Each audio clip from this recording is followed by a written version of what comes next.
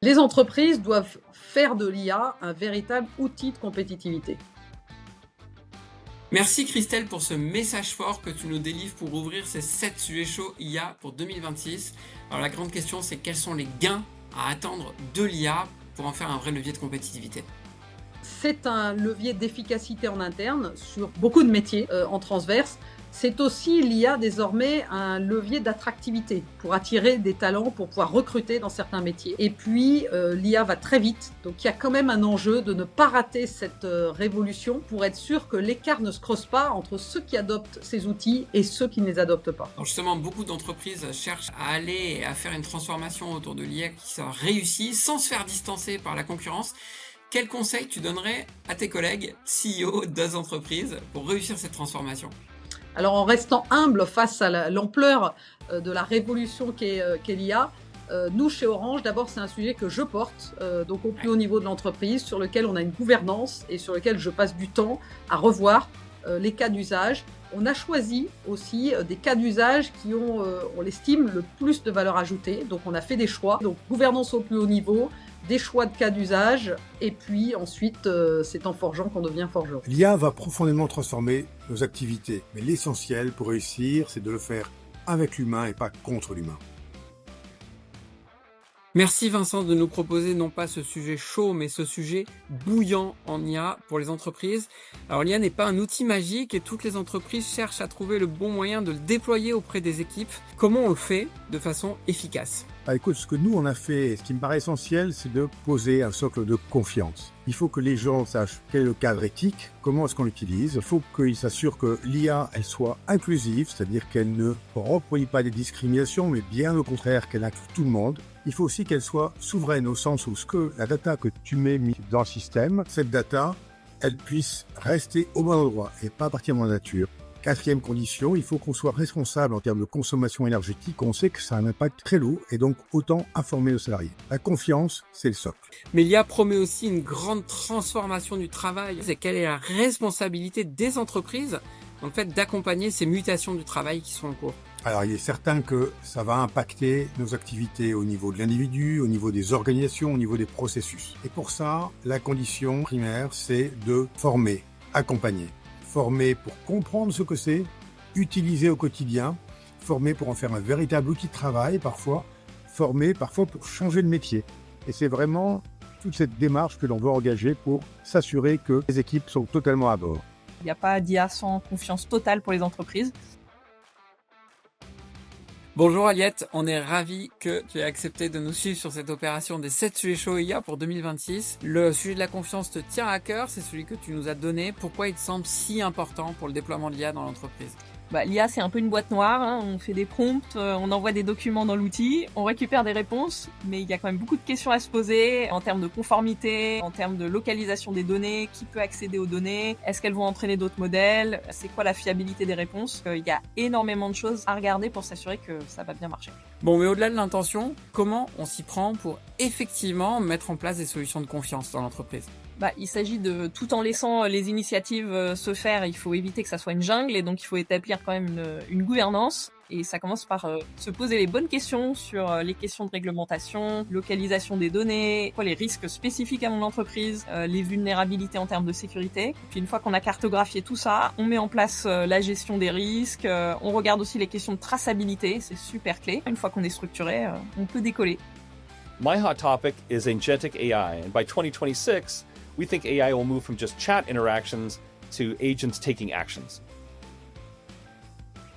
Hi Steve, thanks for being with us. Your voice is really precious on AI. Why is the hype around agentic AI so high? Is it really justified? Yeah, Mick, I think it is justified. First, to understand what an agent is doing, it's an AI system that uses a large language model to have some autonomy, plan a task, and try to execute a task. And there's huge business opportunity there. The idea that you can have fast resolution for tasks and where we're having better operational efficiency with those tools. But we have to keep in mind that doing these well means that you have to have great data, you have to have really skilled teams to monitor and manage these agents, and great tools like those that Orange Business provides to the customers. great promise of productivity, but we have to make efforts to gain that productivity. Could you give us one or maybe two typical use cases for agentic AI, please? The best use case is software engineering today. So if you think about all of the things that a software developer has to do during the day to understand new code, to create documentation, to create tests, these tools allow them to move much faster in those use cases, as well as to prototype very, very quickly. So we see the opportunity for developers to focus more and more on the really important, creative, difficult part of their job and allow the agent to do the simpler parts of their job. 80% des projets IA ne passent pas à l'échelle. Chez Orange Business, on casse cette statistique infernale. Merci Wassila de nous communiquer ce sujet bouillant pour les entreprises. Alors selon toi, quel est le défi majeur que pose l'intégration de l'IA pour les entreprises? La création de valeur, et je dirais même la création de valeur durable et sa redéfinition. On a longtemps parlé d'économie et de réduction des effectifs. La création de valeur de l'IA, elle va bien au-delà des métiers, des parcours, des carrières, de la facilitation de l'expérience salariée, la facilitation de l'expérience client. Et donc c'est plus holistique, c'est plus global et c'est tellement plus positif. Selon toi, quelle est la recette pour réussir ces projets et enfin casser cette statistique infernale?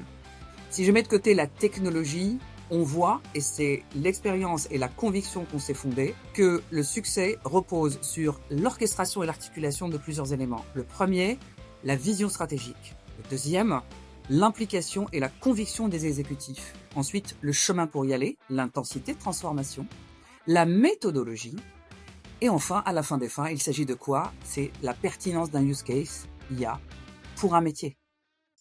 Companies must turn regulatory challenges such as the EU AI Act into business opportunity in a market that is driven by extremely fast innovation.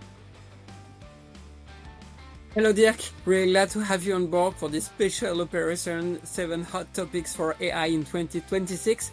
The AI Act is really a hot topic for each company. It will continue to come into force in 2026.